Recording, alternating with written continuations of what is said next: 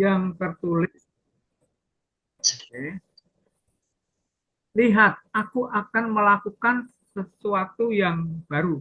Tapi kalau dalam terjemahan yang di sini, eh, ini saya buka di Google.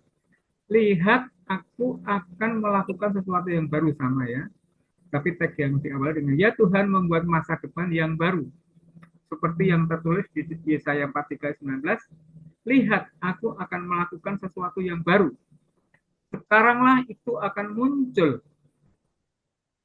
Tuhan selalu membuat sesuatu yang baru dan segar dalam kehidupan. Oh, dalam ini pengomentarnya ya. Lalu ini saya baca di ini aja, ini sudah muncul ya. Biar Lihat, aku akan melakukan sesuatu yang baru. Sekaranglah yang muncul, tidaklah kamu menyadarinya, aku akan membuat jalan di padang gurun dan sungai di padang pasir. Nah, ini kan konteksnya konteks bangsa bangsa Israel ya. Ini konteksnya suatu bangsa yang cukup menarik kalau kita mengkaji tentang bangsa ini, karena bangsa ini adalah bangsa yang tegar tengkuk, ya, bangsa yang dibilang bebal, padahal bangsa ini kan dipilih oleh Tuhan, ya, di, dibilang bahkan dibilang bangsa pilihan Allah.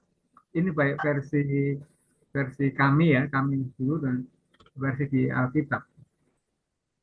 Abraham, Ishak, Yakub, terus 12 anaknya itu adalah bangsa yang dikatakan yang bangsa yang terpilih. Kalau saya waktu itu berpikir pilih dalam arti apa? Terpilih dalam pengertian bahwa Mesias, eh, dalam konteks keselamatan manusia itu memang datangnya dari bangsa itu. Konteksnya itu waktu yang saya renungkan, nanti teman-teman teolog supaya kita mendiskusikan. Saya pikir ini bisa apa namanya bisa dipahami bahwa bangsa ini bangsa yang dipilih oleh Tuhan. Pertanyaannya, apakah bangsa ini tidak pernah menderita, tidak pernah kalah perang? Jawabannya iya. Sorry, jawabannya pasti pernah menderita dan pasti pernah kalah. Dalam konteks sekarang ini kan ada muncul satu apa namanya berita-berita tentang bangsa Israel, bangsa yang hebat, bangsa yang menang dengan bangsa-bangsa yang nyerang di sekitar negeri Israel, tanah kanan sana. Pertanyaannya, apakah bangsa Israel bisa dikalahkan? Bisa. Kalau kita melihat teks ini, sebenarnya ini dilatar belakangi oleh kebebalan hati orang Israel. Nah, biasa ini kan menubuatkan tentang penderitaan ya, salah satunya. Tapi sekaligus memberitakan berita yang baik. Yeremia juga memberitakan tentang hal yang serupa, bahwa bangsa ini adalah bangsa yang bebal dan akan dididik oleh Tuhan dengan keras, dengan dihajar, di dibuat yang nggak enak dan nggak nyaman, dibuang di Babil. Itu karena apa? Karena eh, bangsa ini kan punya hukum namanya hukum Taurat ya, 10 hukum Taurat itu. Dan bangsa ini punya parameter yang jelas gitu.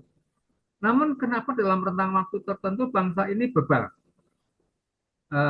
Dalam konteks kitab Yesaya atau kitab Yeremia, kalau nggak salah ya,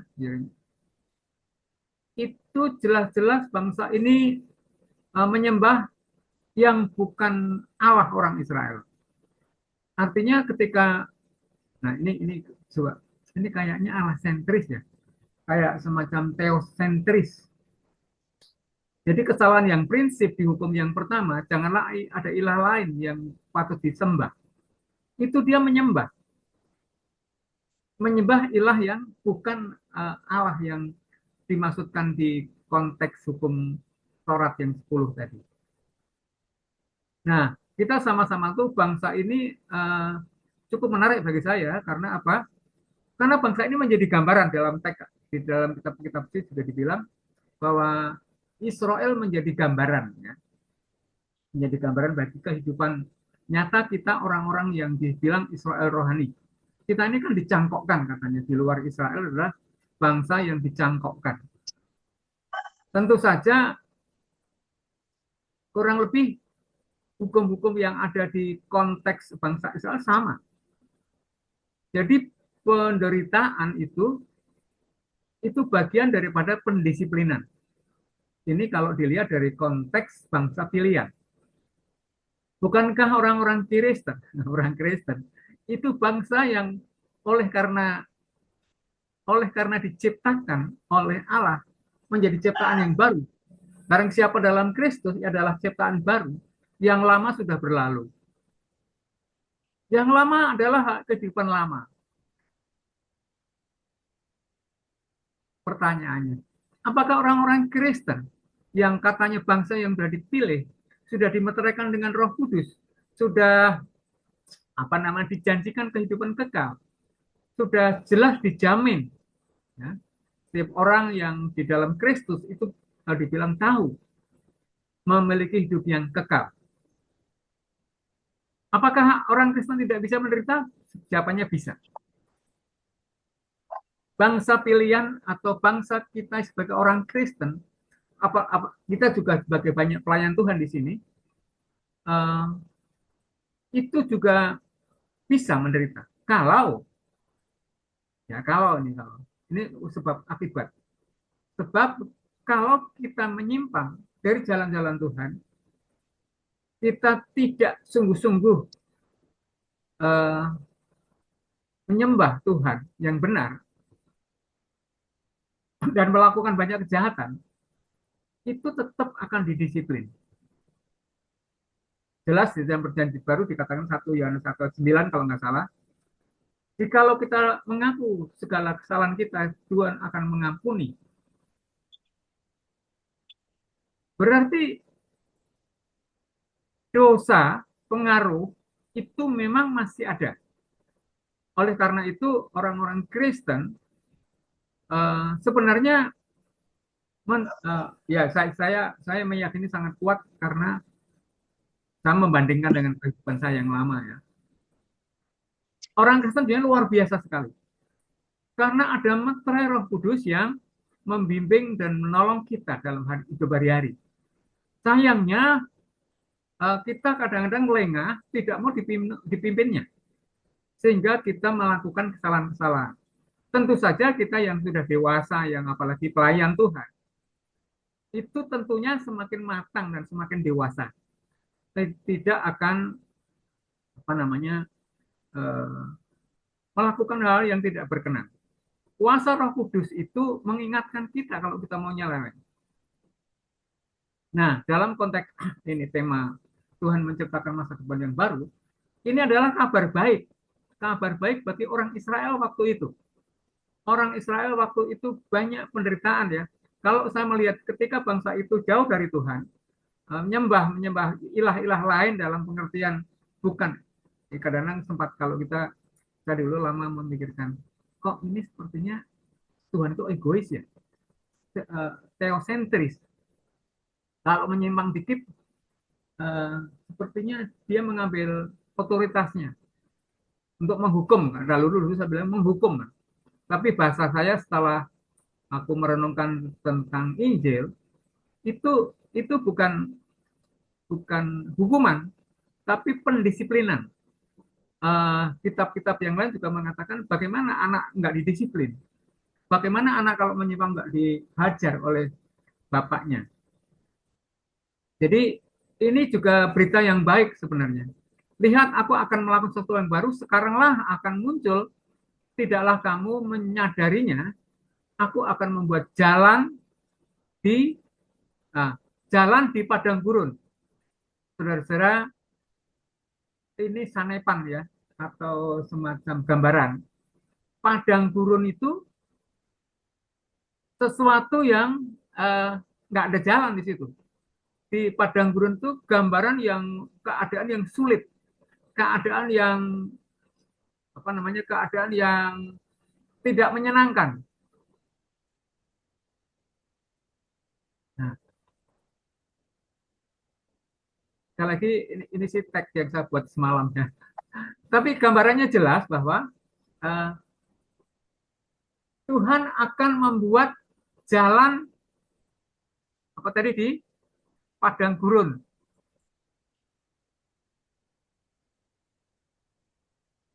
Gimana mungkin kalau ini kan sebetulnya kabar baik di mana ada Tuhan berjanji melepaskan dari penderitaan, dari kesulitan, dari sesuatu yang tidak mengenakan. Ya. Tentu saja kita refleksi juga ya, kalau kita menderita, kita nggak nyaman, hidup kita ada tekanan terus-menerus, barangkali ada yang salah, barangkali diperlukan kepekaan yang tinggi kepada bimbingan Roh Kudus. Nah, kenapa sih aku sulit sekali? Tidak ada perubahan hidup. Hidup ini kok kayak gini terus. Saya, uh, puji Tuhan, saya punya keluarga yang bagi saya menyenangkan. Mungkin kekayaan saya yang paling tertinggi adalah keluarga saya. Saya punya istri yang betul-betul melengkapi, mendukung panggilan saya, dan apa namanya, kekayaan saya sekali lagi adalah keluarga. Sehingga ketika kami keluar dari ruangan, kami merasa ada kekuatan, ada kenikmatan. Karena apa? Filosofi saya sederhana. Sejak kami menyerah bahwa inti dampak pelayanan keluar, itu teman-teman yang sebagai pelayan ya, itu akibat memang kita sebagai pasangan yang saling menghormati, saling melengkapi. Kita sebagai suami juga dihormati oleh istri dan anak-anak. Sepertinya itu juga kita dalam kitab pengembalaan ada itu.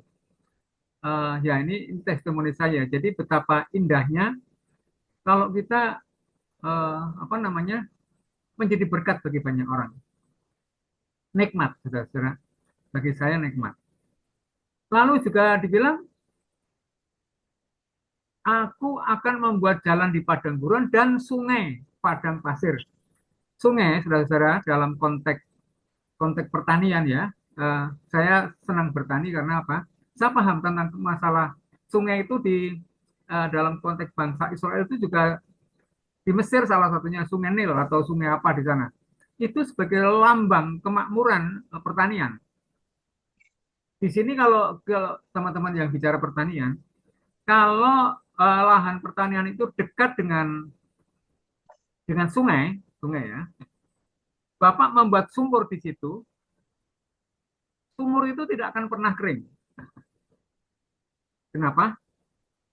Karena sumber airnya melimpah di situ. Ini kalau dari segi ilmu pertanian ya. Jadi di mana kalau ada sungai yang mengalir di situ dan kita membuat sumur bor, itu sumurnya tidak pernah berhenti. Nah, ini contoh yang kami di sini kebun kan, mau kebun saya membuat sumur bor satu. Airnya bening, airnya bagus, tidak pernah berhenti. Ya paling-paling mungkin kalau rusak mungkin masalah mesinnya, tapi bukan airnya. Nah di sini konteks orang Israel ini adalah uh, ketika dia mengalami penderitaan yang luar biasa, mengalami tekanan yang luar biasa di Babel ya, dalam konteks Yesaya maupun Yeremia, itu Tuhan menjanjikan tidak selamanya orang-orang Israel ini akan menderita. Ini yang unik. Apapun yang terjadi, bahkan dalam konteks kekinian, eh, bangsa Israel yang diaspora di seluruh muka bumi ini akan dikumpulkan kembali. Itu kitab Yeremia berbicara itu. Akan dikumpulkan kembali, tidak dipunahkan. Kalau dalam konteks apa namanya, bangsa-bangsa yang memusuhi Israel, kalau bisa dihapus dari muka bumi ini, Israel ini. Ada bangsa yang mencoba untuk musnahkan.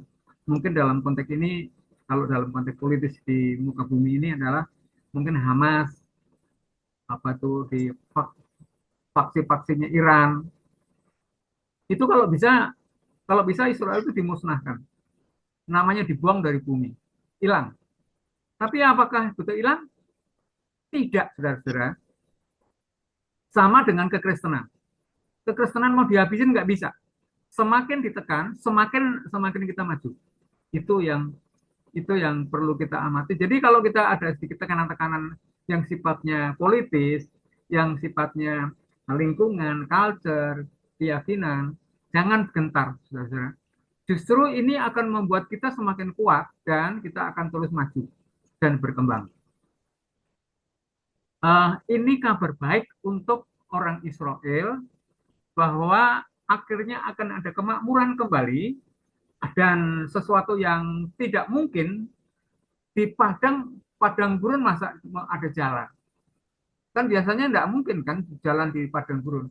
Tapi ini janji ini adalah satu satu nubuatan pasti terjadi.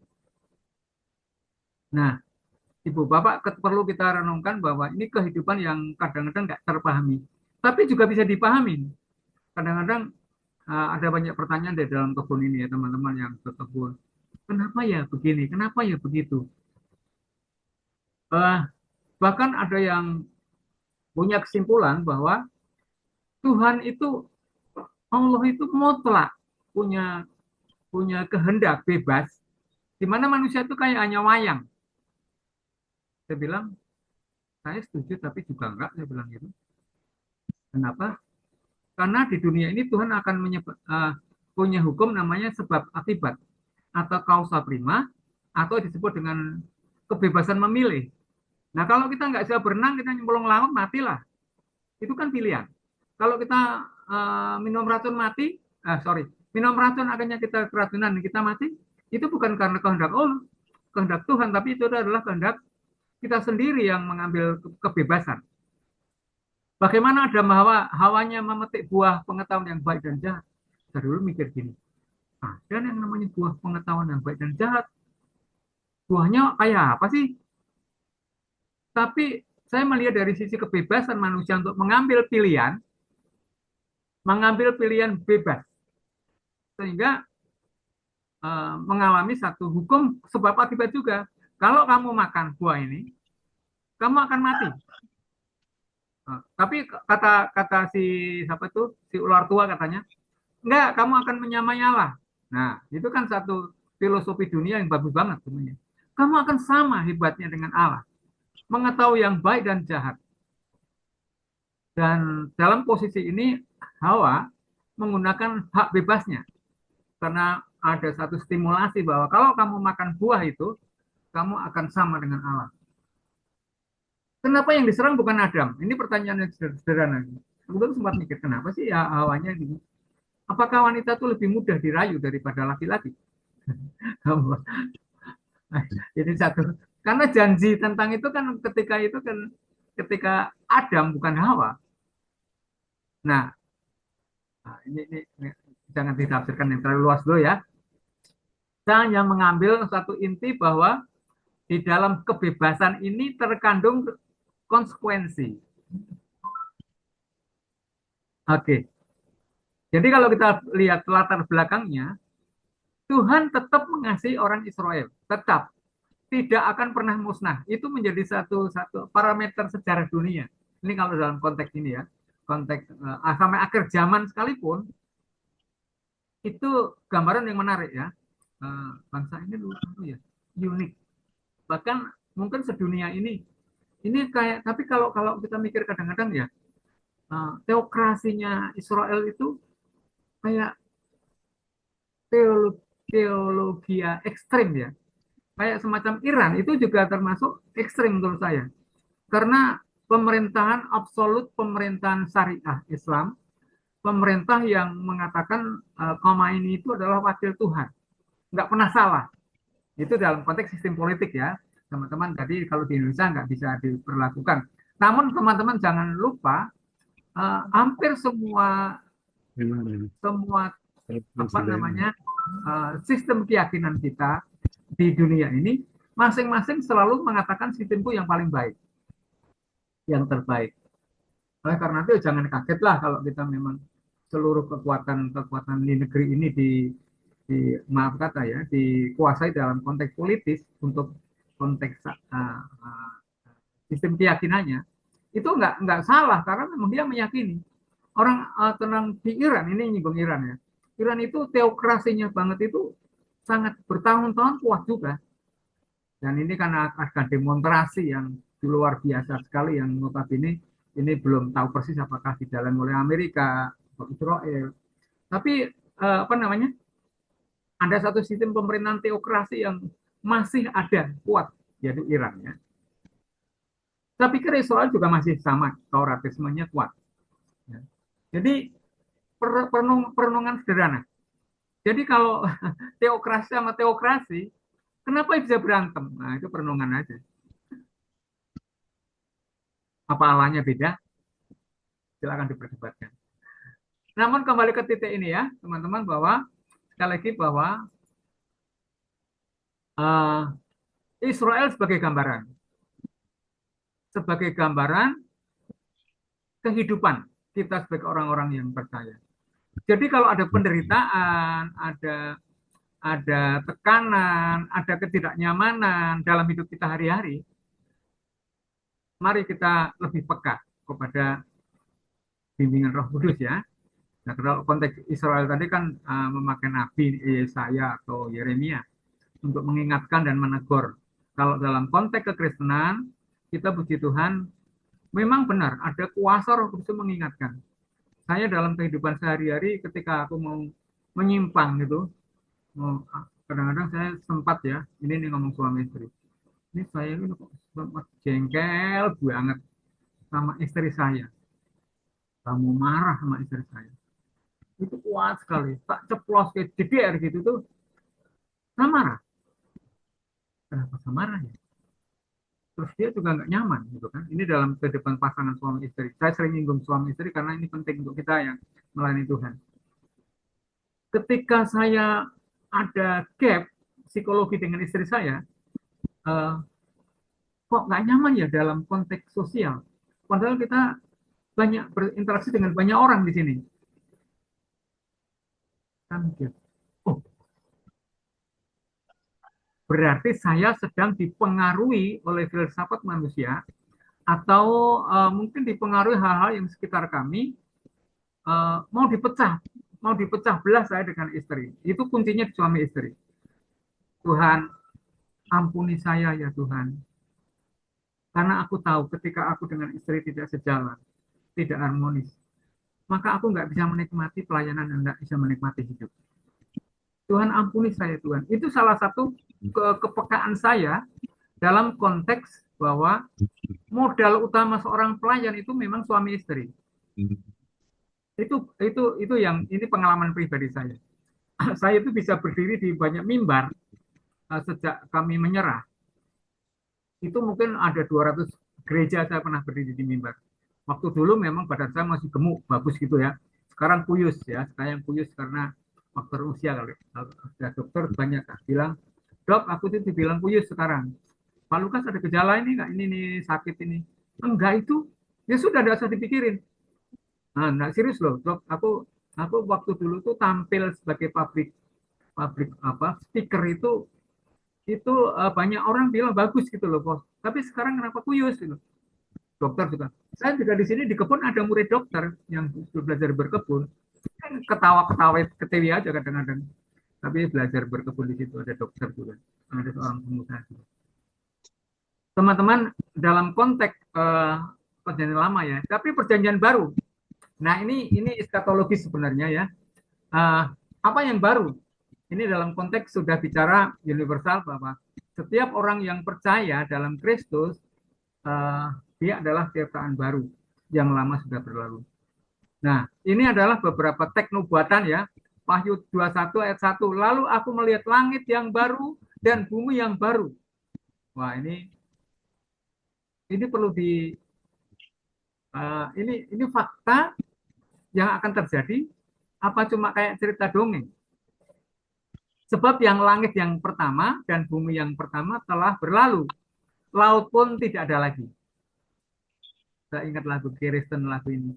langit dan bumi dan lenyap.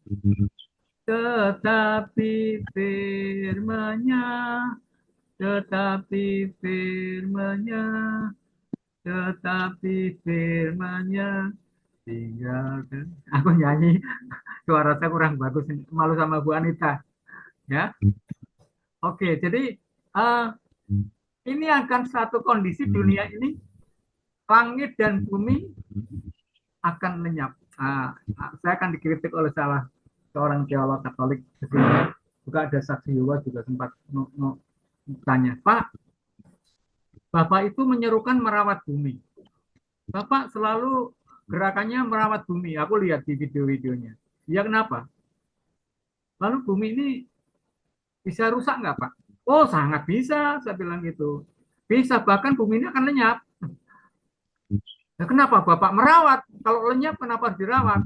Nah, ini dalam konteks kita itu kan butuh pangan, butuh jagung, butuh singkong, butuh pepaya, butuh pisang, butuh, saya bilang gitu.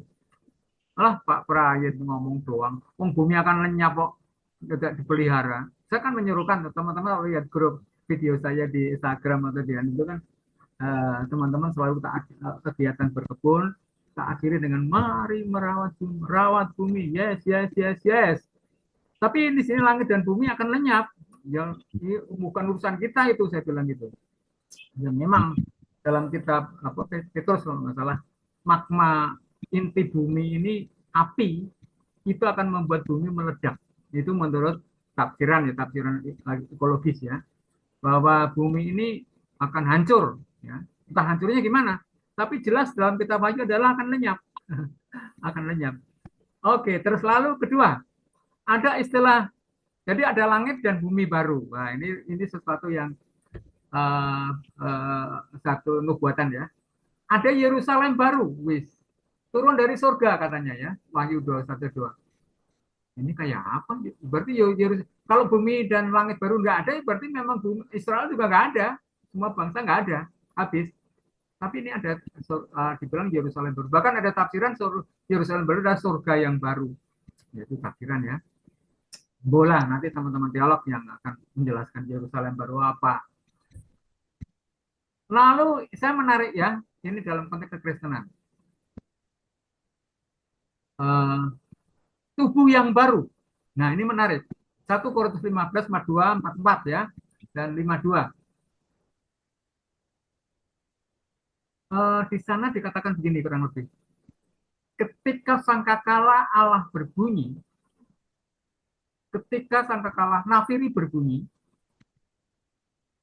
orang-orang yang mati, yang dalam konteks tubuh yang baru yang Korintus ini menunjuk kepada orang-orang percaya dan diubahkan dengan tubuh kemuliaan,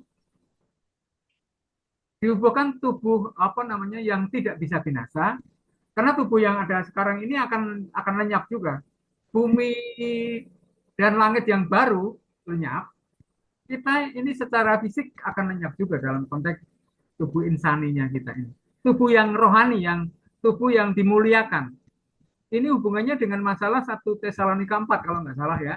Saya tulis juga di situ tentang ketika bunyi sangkakala Allah berbunyi dan apa namanya Yesus datang kedua kali, second coming, itu di kami dulu juga ada ya, bahwa Yesus memang akan datang kembali.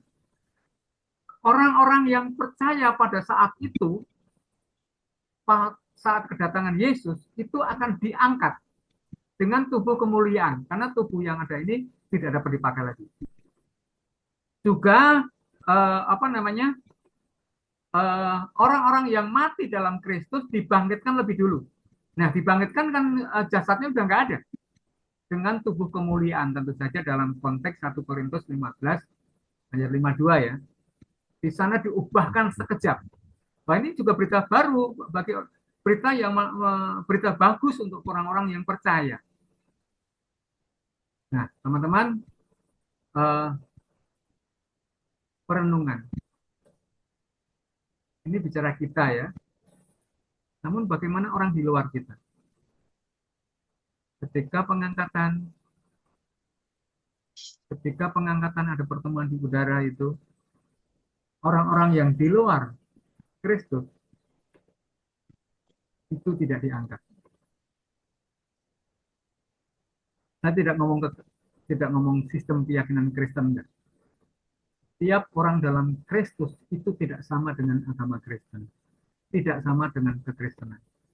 Tapi orang yang dalam Kristus itu pasti diangkat, pasti diubahkan.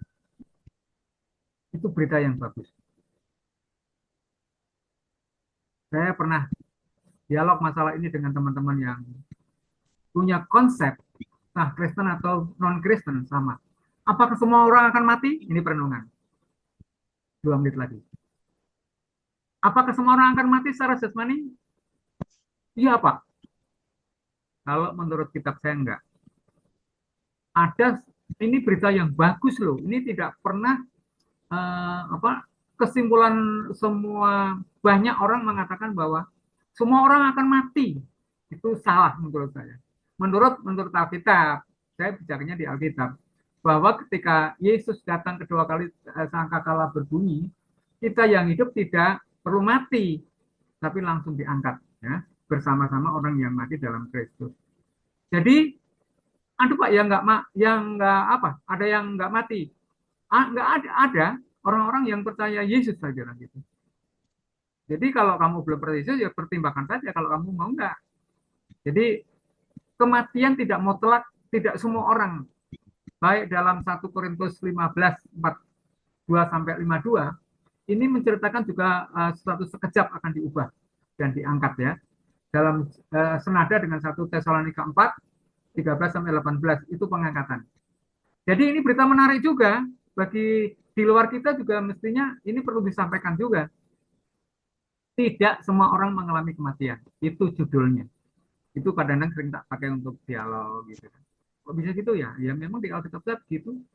Yang jalan ketemu dengan Yesus atau di udara. Ada pertemuan di udara, pertemuan yang manis. Oke teman-teman, jadi ini sih saran saya untuk konteks, apakah semua orang pasti mati jasmani? Enggak, saya bilang gitu. Ini menurut keyakinan saya di Alkitab. Ini berita yang menarik. Pribadi atau kelompok dengan pertanyaan ini bagus. Ya, karena semua orang, asumsinya semua orang akan mati. Apa refleksi kita? Kita bersyukur bahwa orang Kristen walaupun mungkin bebal, masih kayak orang Israel, ya, maunya sendiri, Tuhan pasti mendisiplin. Sebab akibat itu berlaku untuk setiap orang, termasuk orang Kristen. Tapi jangan lupa, orang Kristen tidak akan bisa dilenyapkan. Karena apa? Karena janji Tuhan akan membuat jalan yang baru di padang dan akan membuat sungai-sungai untuk kehidupan. Dan Tuhan akan menjamin kita untuk kekekalan. Kita akan diubahkan dan kita akan ketemu Tuhan untuk selama-lamanya. Amin. Amin ya Rabbal Alamin. Terima kasih. Boleh tutup dalam doa, Pak. Bapak dalam surga, bersyukur Tuhan ajar kami melihat secara totalitas, walaupun kehidupan kadang tidak bisa kami pahami. Hidup kadang-kadang sulit kita mengerti. Namun kami tahu Tuhan, hukum alam, hukum sebab akibat. Tapi juga otoritasmu kepada bangsa di dunia ini. Termasuk juga kepada kami orang yang percaya. Kami bersyukur Tuhan, ajar kami peka kepada Roh Kudus, supaya hidup kami nikmat. Dan bangunkan kami untuk menjadi penggerak banyak orang, Tuhan, mengerti bahwa tidak semua orang mati. Karena Kristus kami akan selama-lamanya. Terima kasih Bapak. Terima kasih dalam nama Tuhan Yesus kami bersyukur. Amin. Amin, Pak. Kita kembalikan kepada